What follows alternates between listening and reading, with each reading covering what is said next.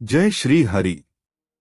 नमस्कार मित्रों, जैसे कि हम जानते हैं कि हिंदू धर्म में यमराज को मृत्यु का देवता माना जाता है, जो यमपुरी में निवास करते हैं। मृत्यु के बाद आत्माओं को इसी यमपुरी में ले जाया जाता है, जहां उनका उनके कर्मों के हिसाब से सजा या फिर ऐश्वर्य प्रदान किया जाता है। गरुड़ पुराण के 14वें अध्याय में यमपुरी का विस्तार से वर्णन मिलता है। आज की इस वीडियो में हम आपको बताएंगे कि यमलोक कितना बड़ा है और देखने में कैसे दिखता है, इसे बनाया किसने है, यमराज की सभा कैसी होती है, जहां अमृत आत्माओं को उनके कर्मों के हिसाब से सजा सुनाई जाती है। सभा में यमराज किसके साथ बैठते हैं और मनुष्यों को उसे सभा में किन किन द्वारों से ले जाया जाता है। दोस्तों, यमपुरी से जुड़ी आश्चर्यजनक बातें जो गरुड़ पुराण में भगवान विष्णु ने गरुड़ जी को बताया था, इस वीडियो के माध्यम से आपको भी पता चले।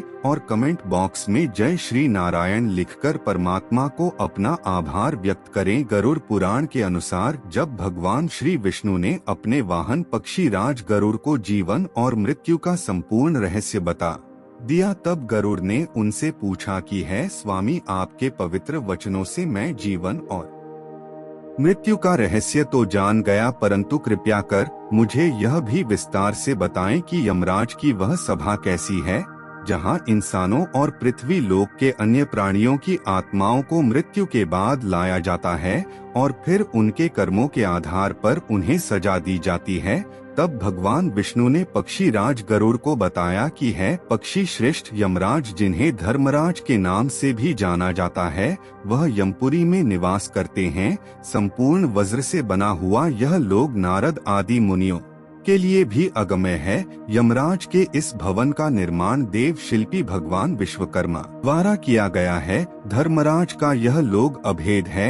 यह लोक इतना सुरक्षित है कि यहाँ असुर तो क्या, देवता भी यमराज की मर्जी के बिना प्रवेश नहीं कर सकते। यहाँ यमराज की सभा होती है, जिसमें आने वाली आत्माओं को उनके कर्मों के आधार पर न्याय मिलता है। यमराज का यह महल चौकोर है, जिसमें चारों दिशा में 4 द्वार हैं, जो चारों ओर से ऊंची ऊंची दीवारों से घिरा हुआ है। देव शिल्पी भगवान विश्वकर्मा द्वारा बनाया गया यह महल 1000 योजन में फैला हुआ है। देखने में यह महल चमकती हुई बिजली और सूर्य के तेजस्वी स्वरूप के समान अभियुक्त है। उसे पूरी में धर्मराज का जो भवन है वह स्वर्ण के समान कांतिमान है। 500 योजन ऊंचा और 1000 खाबों वाला यमराज का यह भवन कई तरह की वादियों से सुसज्जित है। सैकड़ों घंटे की ध्वनियां उसे भवन में हमेशा गूंजती रहती है। यहाँ पर शीतल मंद वायु बहती रहती है, जिनके बीच अनेक प्रकार के उत्सव होते हैं। यमराज की सभा बहुत विशेष है। यह 100 योजन तक फैली है। इच्छा स्वरूप आकार बदल लेने वाली तथा देवलोक एवं मृत्यु लोक के सभी रसों से परिपूर्ण है। वहाँ न अधिक ठंडी है न अधिक गर्मी। वहाँ न किसी को भूख प्यास लगती है और न ही किसी प्रकार का दुख होता है। धर्मराज की सभा में धर्म की प्रवृत्ति होती है, न वहाँ पक्षपात होता है और न ही वहाँ झूठ बोला जाता है। लेकिन पापी मनुष्य जो दक्षिण द्वार से यमपुरी में ले जाए जाते हैं, इस सभा को देख नहीं पाए, जबकि जो मनुष्य अन्य तीनों दिशाओं से यमपुरी में ले जाते हैं, इस सभा को देख पाते हैं। यमराज की सेवा में लगे दूतों को यमदूत कहा जाता है। यमलोक के द्वारपाल को धर्म ध्वजा कहा जाता है। यह महेद और काल पुरुष नाम के 2 प्रमुख रक्षक हैं। यमलोक में मृत आत्माओं के प्रवेश के लिए 4 द्वारा बनाए गए हैं। मृत्यु के बाद आत्मा को यमदूत मृतक के कर्मों के अनुसार उचित द्वारा से प्रवेश करते हैं। सात्विक विचारों वाले माता पिता और गुरुजनों का आदर करने वाले सत्यवादी लोगों को पूर्व के दरवाजे से प्रवेश मिलता है। वहीं साधु संतों को उत्तर के द्वारा से प्रवेश मिलता है और दान पुण्य करने वाले व्यक्तियों को पश्चिम द्वार से प्रवेश मिलता है, जबकि दक्षिण द्वार से पापियों को प्रवेश मिलता है। उत्तरी द्वारा से जो भी आत्मा यमलोक में प्रवेश करती है, उसे किसी भी तरह के कष्टों का सामना नहीं करना पड़ता। अर्थात इस द्वार से प्रवेश का अर्थ है कि उसे आत्मा को सीधे स्वर्ग में स्थान मिल जाता है।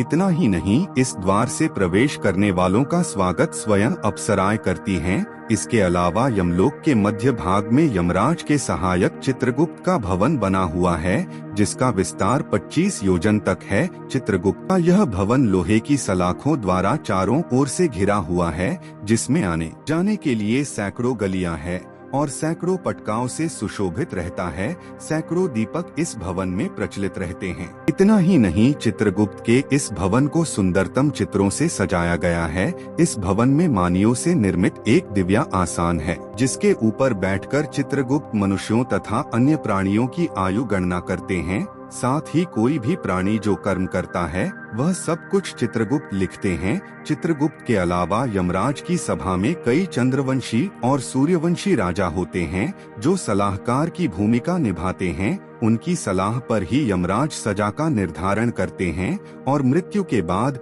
जब मृत आत्मा को यमलोक लाया जाता है तो पृथ्वी लोक की तरह ही यहाँ भी सभा का आयोजन किया जाता है, परंतु यहाँ किसी तरह का भेदभाव नहीं किया जाता। मृत आत्मा को यमराज की सभा में पहुँचते ही चित्रगुप्त एक एक कर उसके कर्मों के बारे में सभा में पढ़कर सुनाते हैं। फिर यमराज अपनी सभी सभा सांसदों से मंत्रणा करने के बाद उसे आत्मा के लिए दंड का निर्धारण करते हैं, जिसके बाद आत्मा को दंड भुगतने के लिए नर्क में भेज दिया जाता है।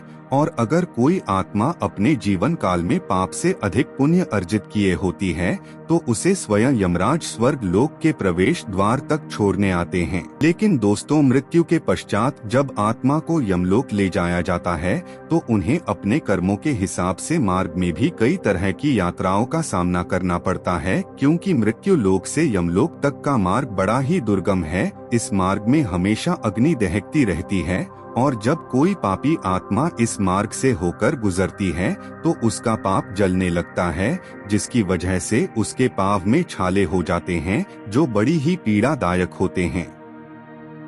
जबकि पुण्य आत्मा के लिए यही मार्ग शीतलता प्रदान करता है। इस मार्ग में वृक्षों की कोई छाया भी नहीं है जहाँ वे विश्राम कर सके। इतना ही नहीं, दुरात्मा के लिए उसे मार्ग में अन्न आदि की भी व्यवस्था नहीं है, जिससे वह अपने प्राणों की रक्षा कर सके। इस मार्ग में जल होते हुए भी पापी आत्मा को जल दिखाई नहीं देता, जिससे वह अपनी प्यास बुझा सके। जबकि पुण्य आत्मा को इस मार्ग में वह सब कुछ मिलता है जो उसने जीवित रहते हुए दान किया था। इसीलिए हिंदू धर्म में कहा गया है कि मनुष्य को चाहिए कि वह अधिक से अधिक वस्तुओं का दान करे, ताकि उसे मृत्यु के पश्चात किसी भी तरह की तकलीफों का सामना न करना पड़े, क्योंकि मृत्यु के पश्चात मनुष्यों के साथ वही जाता है जो उसने अपने जीवन काल में पाप या पुण्य अर्जित किया होता है।